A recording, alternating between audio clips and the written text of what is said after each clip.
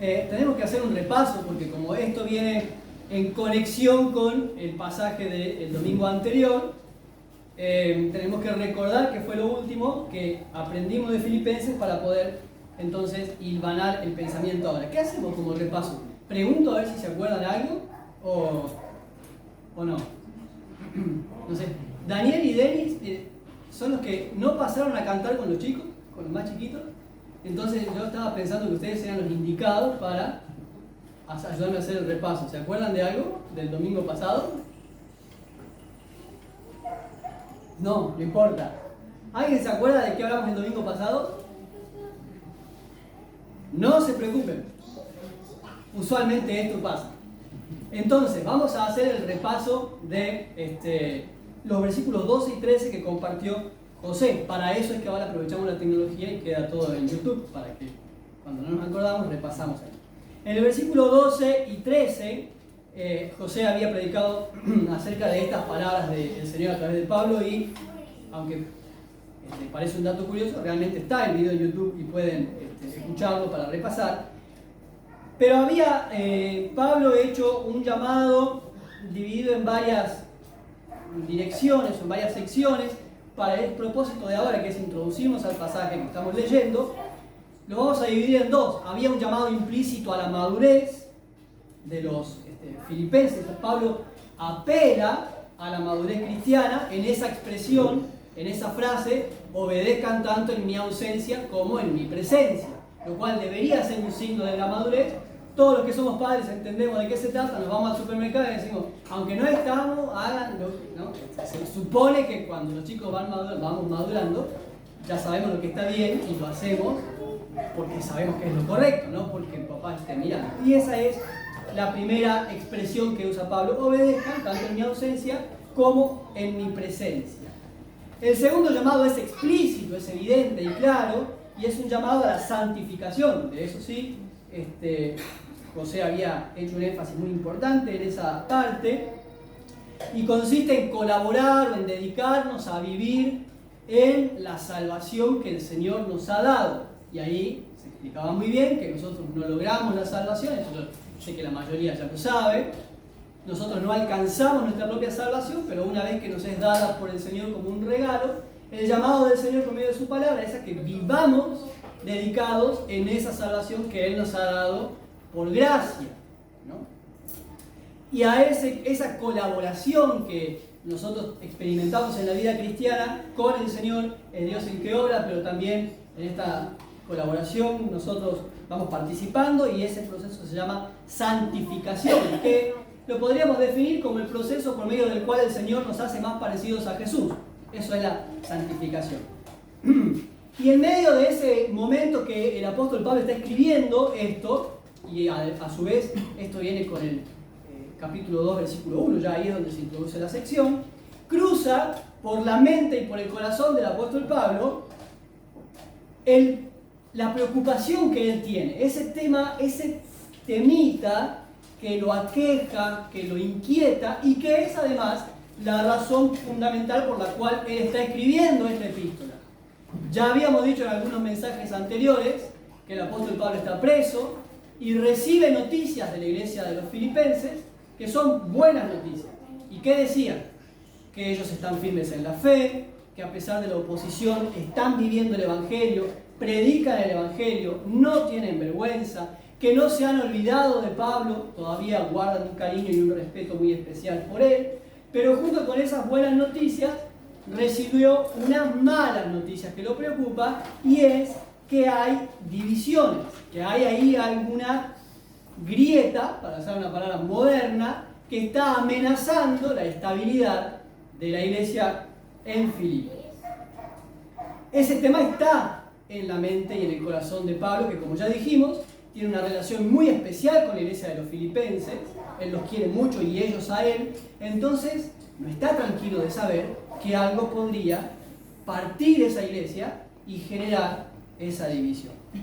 Por eso, aunque Pablo está hablando de otras cosas, de vez en cuando el tema viene a colación y Pablo lo menciona. Todavía no se está dedicando a ese tema, ya lo va a hacer más adelante, pero mientras escribe de otras cosas, se cuela esta preocupación. Por ejemplo, en el capítulo 1, ya habíamos leído en el versículo 27, cuando les dice: solamente les ruego que se comporten o que vivan de una manera digna del Evangelio de Cristo, para que sea que yo vaya a verlos o que esté ausente, escuchen ustedes que están firmes en un mismo espíritu, combatiendo unánimes. Habíamos dicho que esas palabras son muy enfáticas en la unidad de sentir, la unidad de alma, en nada intimidados por lo que se oponen al Evangelio. Ahí está, de nuevo se filtra esa preocupación de Pablo. Otra vez en el capítulo 2 y en el versículo 3. Nada hagan, bueno, el versículo 2 ya primero. Completen mi gozo sintiendo lo mismo, teniendo el mismo amor, unánimes, sintiendo una misma cosa. Nada hagan por contienda o por vanagloria, antes bien con humildad, estimando cada uno a los demás como superiores. Es una traducción posible. Entonces ahí está esa preocupación de él, que se vuelve a filtrar en el versículo 14. Justo cuando Pablo está escribiendo acerca de la salvación y la santificación, Pablo no escribió versículos, ¿no? Pero en lo que nosotros tenemos como versículos, de nuevo brota la preocupación. Hagan todo sin murmuraciones ni contiendas. Qué interesante. Estas dos palabras, que son familiares para nosotros, estas sí son palabras con las que nos relacionamos a menudo, son dos palabras que en el idioma original hablan de discusiones, peleas, debates. Cada una de ellas tiene un énfasis distinto, pero las dos se parecen en que terminan siendo verbalizadas, terminan siendo discusiones que se escuchan. No es solamente un problema interno, comienza ahí, pero luego se expresa, luego se ve en la relación. Hay una diferencia entonces entre estos dos términos, por una responsabilidad intelectual tengo que mencionar, aunque no tienen la obligación de acordarse: gogismos y dialogismos es la palabra que usa, son las palabras que usa el apóstol Pablo. Gogismos, según Meyer, en algunas versiones se traduce como murmuraciones o quejas, y en el contexto parece estar más dirigido, es una palabra que en el Nuevo Testamento suele usarse para cuando nos quejamos o nuestras quejas van dirigidas hacia Dios, hacia lo que Él dispuso. Hay una disconformidad hacia lo que Dios está haciendo o cómo lo está haciendo, y es muy parecido al sentir, o es el equivalente, mejor dicho, del sentir que el pueblo de Israel tenía en el desierto. Todos aquí hemos leído ya la Biblia por lo menos una vez. ¿Y cómo era el pueblo de Israel en el desierto? Un pueblo humilde, sencillo, siempre alabando. Ellos se levantaban a la mañana y estaban: me hace bien cada vez que me encuentro y canto. ¿No? No, se quejaban de Moisés. ¿Y a vos quién te puso de líder si todos somos judíos? ¿Por qué vos y no yo?, dijo Coré. Se lo tragó a la tierra. Pero no es una amenaza, es una referencia nada más. Se quejaban de Moisés, se quejaban de Aarón, se quejaban del maná, se quejaban de las codornices, se quejaban del desierto, se quejaban de... Parecía... Bueno, no importa quién se parecía, pero se parecían a mí. Esas quejas, aunque se las decían a Moisés, o pareciera que se quejaban del punto concreto de Moisés o del maná o del agua o de lo que fuera, en realidad eran quejas contra Dios, por cómo Dios los estaba guiando por el desierto. No estaban conformes ni contentos con cómo Dios los estaba tratando. Ese es el problema por el cual esa generación se termina muriendo en el desierto, y la que entra a Canaán es otra, diferente. Y la palabra griega entonces, gogismos, mantiene esa idea, las quejas hacia Dios, pero que se escuchan, uno las verbaliza. Sin embargo, la otra palabra, dialogismo, de donde viene esta palabra diálogo, que se tradujo como contiendas o discusiones, según la versión que ustedes tengan, apunta a eso, discusiones, pero entre ellos, entre los, en este caso, los creyentes de Filipo. Habla de cómo nosotros debatimos y tenemos estas peleas, pero no debates de los que a veces podemos llegar a tener nosotros, cuando decimos: yo pienso que es mejor el Piqué que el Modal, y entonces ustedes sabrán más. Me dicen, no, para el calor es mejor el algodón. Que yo pienso una cosa, vos otra, y hay un debate, pero no pasa a mayores. Acá la palabra dialogismo, habla de una disputa terca, encarnizada. Es cuando ninguno de los dos va a ceder y entonces están discutiendo, puede ser por problemas importantes, asuntos importantes o no. La palabra dialogismo se usa en el Nuevo Testamento para cuando se debate acerca de asuntos de la fe o cuando se debate por cuestiones necias. El punto es la actitud. Hay una discusión que se está verbalizando y que está enfrentando. Entonces voy a volver insistentemente sobre este punto. Acá el apóstol Pablo le está escribiendo a los filipenses diciéndoles: la salvación que ustedes recibieron, la santificación es el proceso en el que ustedes están. Procuren mantenerse en esa salvación o crecer en esa salvación con temor y temblor. No se peleen ni se quejen, que lo que hablan ustedes no sean quejas y discusiones. Y uno podría pensar que en ese momento a Pablo se le escapó el tema porque pareciera no tener nada que ver, pero vamos a ver cómo es parte de un mismo razonamiento. William Barclay, lo voy a tratar de leer lento y si no queda grabado. Dice lo siguiente, me parece muy interesante. El único peligro que amenaza a la iglesia filipense era el de la desunión. En cierto sentido, ese es el peligro que corre cualquier iglesia sana.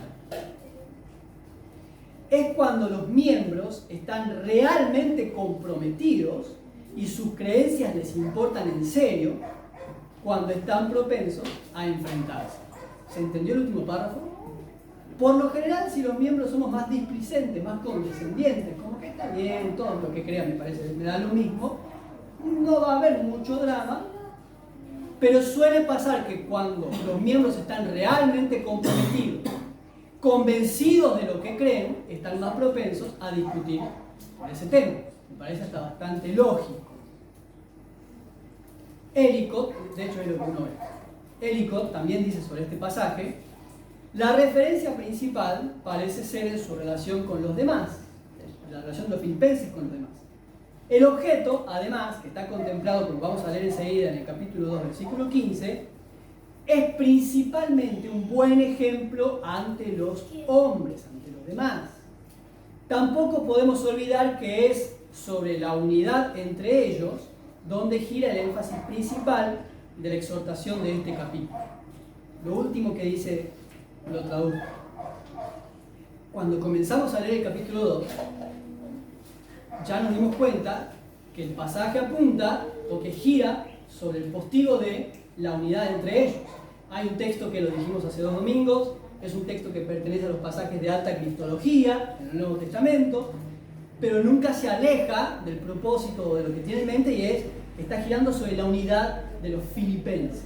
Hagan ustedes el mismo ejemplo que hubo en Cristo Jesús para que haya unidad entre ustedes, no solamente por una contemplación de lo hermoso que es Cristo, sino para que produzcan ustedes un sentir que edifique a la iglesia, no que la parta o que la fracture.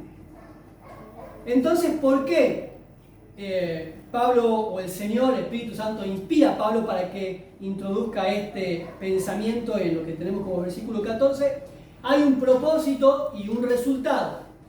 Vamos a ver primero el propósito, que está en el versículo 15, y es bastante obvio. Para que sean irreprensibles y sencillos, hijos de Dios sin mancha, en medio de una generación maligna y perversa, en medio de la cual ustedes resplandecen como luminares en el mundo. ¿Cuál es el propósito de instarlos a la unidad? De ese hagan todo sin quejas ni discusiones que los van a terminar peleando entre ustedes. ¿Para qué? El testimonio que ustedes presentan en un mundo oscuro. Un mundo que no les dice del cual ustedes aléjense o enciérrense, salgan de ahí, huyan de ese mundo. No. Un mundo en el que ustedes están llamados a brillar. El desafío de todos los creyentes, pero que está planteándole a los filipenses, también a nosotros, el desafío es ser luz. ¿Vieron qué complicado está nuestro país últimamente? ¿No les parece? Bueno, a mí me parece que hay de todo. Bueno, el desafío de salud, ahí. ¿Cómo nos está yendo con eso? Pero más, el pensamiento implícito es que la división de la iglesia no le ayuda a la iglesia a hacer luz en un mundo oscuro. Vamos a volver sobre ese pensamiento y yo los voy a invitar a que mientras vamos reflexionando sobre esto, pensemos en lo que conocemos, en cómo nos relacionamos y cómo nos está yendo nuestra vida.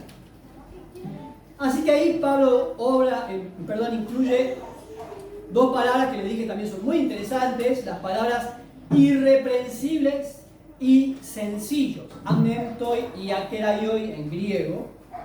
Ahora las explico. La primera, irreprensibles, se refiere a libre de culpa. ¿De culpa de qué? De que cuando me acusan de algo, me pueden acusar, de hecho es lo más probable que pase, va a pasar toda la vida, siempre hay alguien que nos acusa de algo, pero la irreprensibilidad consistiría entonces en que la acusación no encuentre fundamento y caiga. Me pueden acusar de que robé, pero si se me investiga o con el correr del tiempo se demuestra o se evidencia que en realidad no era así. Ese es el pensamiento de sean irreprensibles. Y sencillos, no sé si alguien tiene una traducción diferente, pero a nosotros esta versión nos podría confundir. Una traducción más precisa sería honestos, transparentes, respetando la naturaleza interna. La palabra akeraioi habla de eso que es coherente con lo que es. Lo que veo es lo que es. ¿Me expliqué? No hay mucha más explicación que eso. Y es una idea que el apóstol Pablo ya tiene y que la leímos también en el capítulo 1, cuando fue justo el día de las elecciones, también era un culto de noche. No me acuerdo el número del video, habría que empezar a numerar. Acá está. Cuando el apóstol le dice a los filipenses, de la misma manera en que ustedes son romanos, aunque no viven en Roma, sino en Filipos, pero ustedes tienen una ciudadanía romana que los lleva a vivir como romanos y gozar de los derechos y tener responsabilidades de ciudadano romano, igual siendo ciudadanos celestiales, aunque todavía no están en el cielo, vivan acá con los derechos y las responsabilidades de los ciudadanos celestiales. Ese es el versículo 23 y en adelante. Y es la misma idea que se repite ahora con la palabra que se tradujo sencillo. Sean honestos, sean transparentes, que se evidencie esa fe, esa salvación que el versículo 12 me dice que Dios me ha dado, esa santificación que el versículo 13 me dice que en la que yo estoy participando, se tiene que notar, se tiene que evidenciar en mi manera de vivir. Otra expresión súper interesante que incluye Pablo acá es irreprensibles y sencillos, hijos de Dios. ¿Quiénes son los hijos de Dios?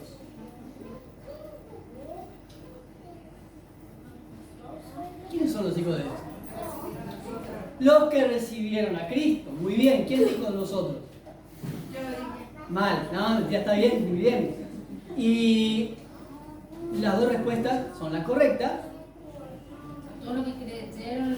Exacto, exactamente. Ustedes, yo, si alguien no es hijo de Dios o no está seguro, esta noche es una buena oportunidad para asegurarse. Pero nuestros hermanos en Nigeria, los que le queman las iglesias, ¿son también hijos de Dios?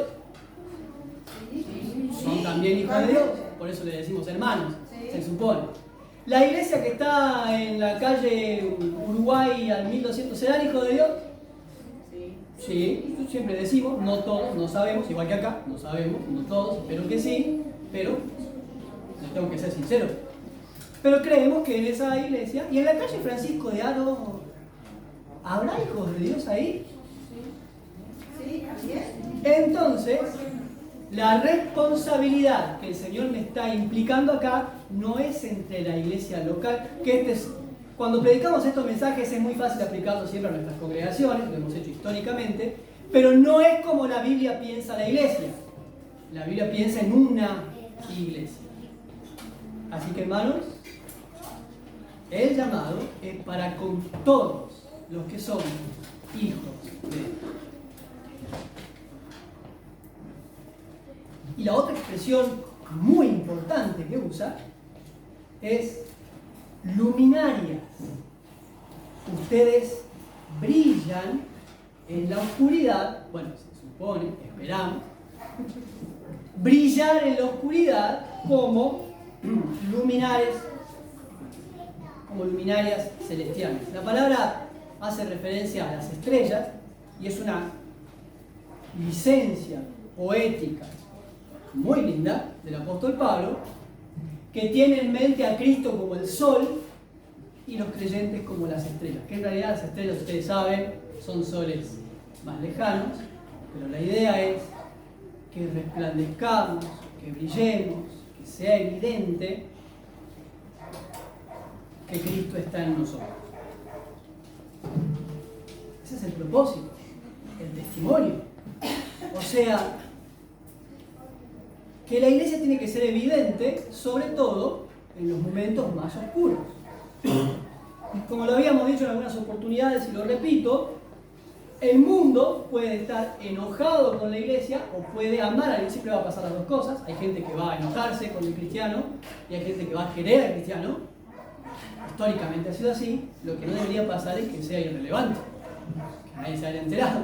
Vas a tener compañeros en el colegio que no te van a querer y se van a burlar, otros que te van a querer y te van a invitar, te van a pedir consejo. Lo que no debería pasar es que después de 5 años de ir al secundario ninguno se haya enterado que sos cristiano.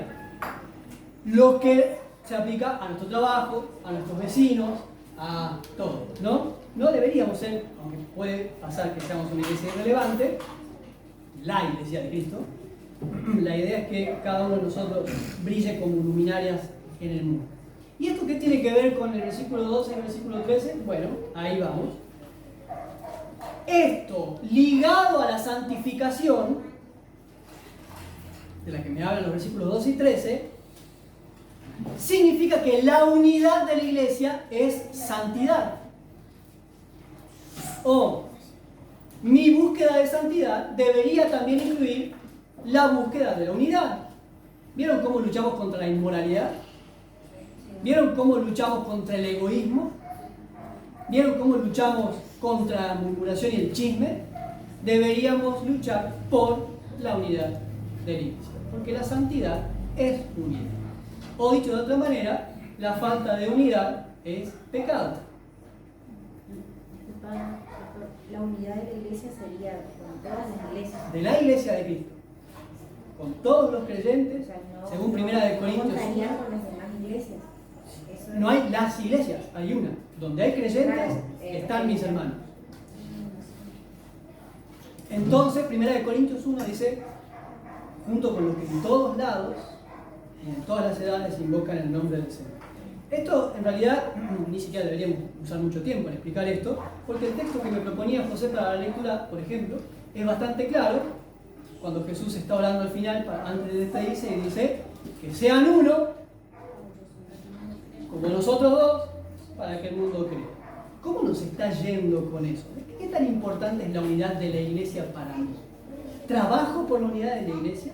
¿Hago lo que debería hacer? Bueno, la santificación se tiene que traducir, en la búsqueda de santidad se tiene que traducir en búsqueda de unidad, porque la falta de unidad es pecado. Y todo lo que yo hago para desunir es pecado, del cual necesito arrepentirme y reconciliarme. Ligado a la salvación, de la que nos habla el versículo 12 y 13, estoy transpirando con pocas veces, el llamado a la salvación es también un llamado a la comunión. Cuando yo soy llamado a ser salvo, no soy llamado a vivir mi salvación individualmente. La salvación es personal, pero la vivo colectivamente. Me incluye el Señor en una comunidad y las imágenes las conocemos. Dice la palabra del Señor que soy un miembro de un cuerpo del cual Cristo es la cabeza y que yo necesito a los otros miembros como los otros miembros a mí. Entonces, la salvación implica la unidad, implica la comunión. El testimonio es el propósito de la unidad en este pasaje. Por supuesto, honra a Dios porque es su deseo, Por supuesto que es una manera de alabar al Señor porque es su oración al final. Pero en este contexto, lo que les está diciendo el apóstol Pablo a los filipenses es que la santidad, que la unidad es necesaria para el buen testimonio. Yo les dije que vayan pensando mientras tanto en lo que nos pasa, en lo que vivimos. No hace falta que mencionemos ejemplos puntuales, pero sí que a veces yo me imagino, cuando yo hablo con algún vecino o con algún amigo, un compañero, y lo invito a la iglesia y le hablo del Señor. Y le digo, mirá, ¿por qué no venís? ¿Por qué no te congregás? Mirá que Dios quiere hablar, Dios quiere perdonar tus pecados. Eso lo puede hacer ahí en la vereda, no hace falta que venga, pero lo invitamos para que venga a la iglesia. Le decimos, vení, que el Señor puede obrar en tu matrimonio, puede traer a tu hijo de vuelta. Le hablo. Lo importante de que se sume a la iglesia, que venga. Hay veces que los vecinos nos dicen, no, pero yo sí creo en Dios, pero no voy a la iglesia, pero yo estoy bien con Dios. Y nosotros le decimos, bueno, pero no es coherente, porque escuchaba esta semana una frase importante: el proyecto de Dios es la iglesia. Así que estar bien con Dios es estar bien con la iglesia. Pero ¿qué pasa con mi vecino cuando yo le hablo y le insto a que se congregue? Mi vecino mira así por arriba de mi hombro y queda atrás mío. Que estamos peleados, que estamos todos divididos, que competimos, que hablamos mal entre nosotros. Y dice, no, gracias. Me quedo en mi casa viviendo mi espiritualidad en YouTube. Después yo lo critico a él, porque no se congrega y ve YouTube, pero no se la hago muy fácil, que digamos. También, en alguna oportunidad, charlando con algunas personas, en Salta, había un ministerio, no importa, voy a hacer corta la historia, para que si no se me va a ir por las ramas. Habían estado, vieron cómo son las redes sociales, ¿no? Ahora todo publica en las redes, y habían estado publicando en las redes sociales algunos problemas de la iglesia de Salta. Era un ministerio de movimiento de unidad de la iglesia, le habían puesto esas cosas. Pero podría pasar que a veces nosotros charlamos con nuestros compañeros de trabajo, vecinos, y les contamos a ellos problemas de la iglesia. Y después lo invitamos para que venga a la iglesia, que hemos estado criticando el domingo cuando salimos de acá, al mediodía. Estamos hablando del pastor, del mensaje, de qué, después queremos que ¿cómo? Bueno, en esos casos, yo quisiera invitarlos a pensar en algo que espero no los incomode, pero criticar a la iglesia del Señor delante de los que no son creyentes es lo mismo que desnudar a la esposa de Cristo y pararla en la vereda para que todos la vean. ¿Lo habían pensado? La iglesia del Señor es la esposa del Cordero. Y cuando yo la critico delante de gente que no cuenta para nada, 1 Corintios 5, es igual a desnudar a la esposa de Cristo y pararla ahí para que todos vean su desnudo.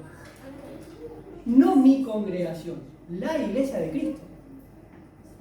Por eso, desde que hemos venido hace un año y piquito, nos han escuchado decir, y repito, me tengo que asegurar de que ese hermano con el que yo no estoy de acuerdo, tengo que saber distinguir si es un falso profeta o si es un hermano confundido.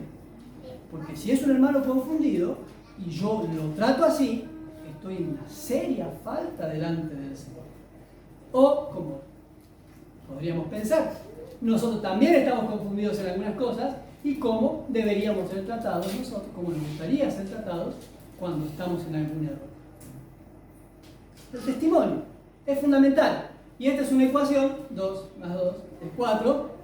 Esta es una ecuación muy simple, la que el apóstol Pablo el Señor a través de Pablo, les está planteando a los creyentes de Filipo. ¿Para qué ese testimonio? Para que haya un resultado. ¿Y cuál es el resultado? Lo leemos en el versículo 16, que comienza con una expresión que en realidad le pertenece al versículo 15, asidos de la palabra de vida, para que en el día de Cristo yo pueda gloriarme de que no he corrido en vano, ni en vano he trabajado. La palabra asidos, o la expresión asidos de la palabra de vida, otras traducciones ya lo han rescatado mejor. La idea, es la de levantar algo y sostenerlo levantado. Podría ser un estandarte, podría ser izar una vela. Me aferro y en lo que me aferro eso está en alto. Y sigue hablando en el contexto de la unidad. Así que lo que está diciendo allí el Señor es, manteniendo en alto la palabra de vida, ¿por medio de qué? Del buen testimonio, que es a su vez el resultado de la unidad. La misma ecuación dicha al revés es: ustedes mantengan la unidad, que va a terminar en buen testimonio, y esa es una manera de levantar en alto la palabra de vida. O lo mismo, dicho en negativo. Si ustedes no cuidan la unidad, no hay buen testimonio y no hay forma de levantar en alto, no de buena manera, la palabra de vida. ¿Qué es exactamente lo que veo que ocurre? En versículo 16, entonces, ahora sí ingresa a la otra parte. Y ahí emplea dos ilustraciones que son muy comunes en el apóstol Pablo, todos los que estamos familiarizados con el Nuevo Testamento. Ya hemos leído estas ilustraciones en Pablo, la del atleta y el trabajador. Para que en el día de Cristo yo pueda gloriarme de que no he corrido en vano como un atleta, ni en vano he trabajado como un labrador, ¿no? Pablo suele usar esas imágenes porque son muy familiares, son muy cotidianas y la gente que lo estaba leyendo lo iba a entender. ¿Y qué nos dice la imagen de un atleta? Piensen en el atleta de aquella época, ¿no? Que eran muy completos. Bueno, ahora un atleta de alto rendimiento también, pero ¿de qué nos habla? Bueno, tanto el atleta como el trabajador requieren disciplina, dedicación, son tareas cansadoras, demandan mucho esfuerzo. Si ensayar el coro de hombres demanda mucho esfuerzo, ni hablar correr una maratón de estas que corrían estos muchachos, ¿no? Requieren mucho esfuerzo, mucho sacrificio, de privaciones. Pero también las dos, tanto el atleta como el trabajador, esperan recompensa al final. El atleta espera ganar, el trabajador espera el fruto de su trabajo. Hay un premio, hay un momento de gozo cuando terminan. En el caso del atleta se alegra de haber alcanzado el premio. En el caso del trabajador, no sé si cultiva alguna fruta o verdura, llegará el momento en que cosecha y se sienta a disfrutar del resultado de haber trabajado tanto. Y así también la vida cristiana. Y así también la unidad de la iglesia. Demanda esfuerzo, demanda sacrificio, demanda trabajo, demanda dedicación, pero al final hay una promesa de gozo, al final hay una promesa de recompensa, al final deberíamos estar esperando alegrarnos en el resultado de eso que hemos estado invirtiendo en nuestra vida espiritual. Sería un tema para otro mensaje, de hecho es el tema de un mensaje más adelante, cuando lleguemos al capítulo 3, al final y al capítulo 4, pero el gozo es una característica, debe ser una característica del creyente, justamente porque tiene esperanza en la recompensa. Y el versículo 17 vuelve ahí el apóstol Pablo a usar una imagen que es la de la libación derramada sobre el sacrificio. ¿Qué es una libación?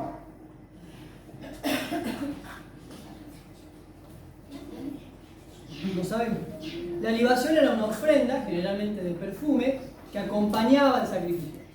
No era el sacrificio mismo, sino que lo adornaba. No solamente entre los judíos, los paganos también ofrecían libaciones a sus dioses. Y acá entonces el apóstol Pablo les está diciendo, acuérdense que Pablo está preso, en este momento escribe la carta estando preso y está esperando probablemente su muerte. Finalmente no ocurriría casi más adelante, pero él no lo sabe. Así que está pendiente de que podría morir y les dice, miren, aunque yo tenga que morir en el proceso, mi muerte va a ser mi trabajo que me lleve a la muerte o llegar a la muerte por causa de mi dedicación al ministerio, terminará siendo un adorno en el sacrificio que son ustedes. El sacrificio es Cristo, pero entiéndase, en el contexto, Pablo está viendo a la iglesia como ese sacrificio que adora a Dios, y él, que va a perder su vida por ellos, yo termino siendo un accesorio importante, pero que adorna el sacrificio real. ¿qué vendría a ser la mirada que deberíamos tener todos acerca de nuestro discipulado, ¿no? Yo tengo que ser parte, y volvemos sobre un tema del que ya veníamos hablando hace un par de jueves en el estudio bíblico. Yo debo ser consciente del discipulado que ejerzo por cosas como esta. Tengo que estar comprometido con eso. Termina entonces la sección, porque ahora va a pasar a otro tema. Termina la sección con el llamado, que es el llamado general de la epístola a los filipenses, y es: alégrense, gócense, regocíjense. Nosotros cantábamos una canción cuando yo era chico, a veces me acuerdo de canciones de cuando yo era chico, que decía: gócense y alégrense en ti todos los que te buscan, y digan los que te aman, engrandecido sea Dios. No creo que me quieran escuchar cantarlo otro día, pero es un llamado a la vida cristiana. Gócense, alégrense. Puede ser, claro que tenemos problemas, por supuesto que sí. Tenemos dificultades como todos. Una vez un pastor, estábamos en una reunión y me dijo una frase que yo se la robé. Perdón, señor. No, bueno, él ya sabe. Dice: ¿de qué mueren los cristianos? ¿De qué mueren los cristianos? ¿De qué morimos? Yami, ¿de qué morimos los cristianos? Sería espectacular. Nos morimos de las mismas enfermedades que el resto del mundo, ¿no? Sí. Todos le empezamos a decir: depende, de un accidente, de enfermedad. Claro, nos morimos. ¿Qué significa? Que a todos nos va a pasar lo mismo que a los no creyentes. A mí también me puede agarrar una enfermedad terminal, yo también me voy a desgastar, yo también puedo tener un accidente. Estamos propensos a las mismas fragilidades que quienes no conocen al Señor. La diferencia está en cómo vivimos hasta que ese momento llegue. La diferencia del cristiano está en que es una vida de gozo. Ahora, lo mejor de todo esto, prepárense, y es que los verbos están en imperativo. ¿Saben lo que es imperativo? Una orden, exactamente. Ellicott dice: la epístola tiene un gran énfasis en el gozo, no solamente como un privilegio, sino como un deber, siguiendo la fe cristiana y probando la realidad de la fe cristiana. ¿Cómo que un deber? El gozo. ¿Cómo que alegrarme es un deber? ¿Cómo que el Señor reiteradas veces por medio de su palabra me está diciendo: Lucas, alegrate, gozate? En primer lugar, yo tengo que recordar entonces que mi gozo no depende de mis circunstancias. La alegría o el gozo no es algo que me nace, es algo que ejercito. Tampoco es algo que puedo conseguir, no viene sachet de gozo. Yo voy en oración a la mañana y digo: Señor, gracias por este día, ¿me das un sachet de gozo, uno de paz y uno de paciencia? Sí, toma, me pongo, sería hermoso. ¿No? Hoy los chicos tienen tarea, tienen que hacer pruebas, así que yo te pido que les des un sachet de paciencia para que puedan rendir bien. No funciona. Se ejercita la paciencia, se ejercita la humildad, como lo hemos leído antes ya en el capítulo 2, se ejercita también el gozo. Por eso es una orden, por eso es un deber. Alégrense, gócense. Entonces la pregunta es: ¿cómo? ¿Cómo estamos gozosos? ¿Cómo hacía Pablo para estar contento y escribirle a los filipenses que ellos también se alegren cuando él está preso injustamente, esperando su muerte, habiendo sufrido un montón de cosas? ¿Cómo me gozo? ¿Cómo me alegro en la vida cristiana? Bueno, tenemos que volver entonces al versículo 14. En vez de quejarte y discutir, vamos a ponerlo en plural. En vez de quejarse y discutir, hagamos todo al revés. Sirvámonos. Iba a decir sírvanse, pero sirvámonos. ¿Qué es lo que viene diciendo desde el versículo 1 del capítulo 2? ¿Qué nos viene diciendo? Sírvanse, ámense, sacrifíquense por el otro, maduren, busquen la paz. Vean el ejemplo de Cristo y hagan lo mismo. Estos son tus derechos, bueno, déjalo de lado por el bien del otro. Menos discusiones, menos peleas, menos quejas, más unidad. entonces vas a ver que hay más gozo. Porque ese es el resultado. Salvo que no tengamos nuestra confianza puesta en la palabra del Señor y entonces no esperemos recompensa al final. Pero si de verdad confiamos en que la palabra del Señor es verdadera, es fiel, es constante, el texto implica una promesa. Vas a ver que hay recompensa al final del camino. ¿Es difícil? Sí. ¿Es trabajoso? Sí. Si no, miraba al pastor Lucas, pesaba 80 kilos cuando empezó el ministerio. Algunos no saben, es una broma, nunca pesé 80 kilos. Ni creo que lo vaya a pesar nunca. Pero sí tenía más pelo, eso sí. ¿Es trabajoso? Sí. Es un esfuerzo, es una dedicación, pero hay grandes recompensas en vivir para el Señor. Hay grandes recompensas, hermosas recompensas, de todo tipo. Entonces, ¿cuál es el llamado principal o cuál es el llamado final? Lo podemos dividir en 3 secciones. En primer lugar, cuidemos la unidad. En segundo lugar, que nuestro testimonio sea evidente en el mundo, que produzca un resultado. Y en tercer lugar, gocémonos en la vida cristiana. Alegrémonos en ser cristianos. Disfrutemos de la fe cristiana, de la salvación que el Señor nos ha dado. El jueves lo decíamos en el estudio bíblico. Esta lucha que tenemos en nuestra mente cuando ahora dentro de un mes hay que votar, ¿quién va a ganar? ¿Este o aquel o el otro? ¿Qué va a pasar? ¿Qué? Pongamos la mirada en el Señor, gocémonos, alegrémonos. Ah, pero justo Nati, anoche no vine a la reunión de jóvenes, ninguno dijo que me extrañó. No importa, igual, amalo, servile. Igual hacer el pochoclo el sábado que viene. Mejor buscar el gozo que andar peleando. Vamos a orar.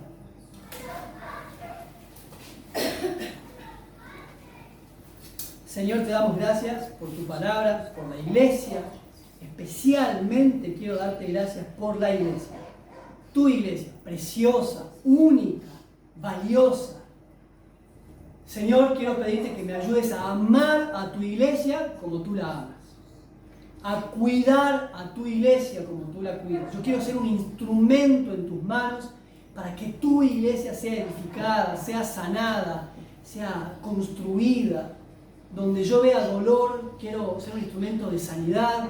Donde haya discordia, quiero ser un instrumento de tu paz. Donde haya un error, quiero ser un instrumento de tu verdad.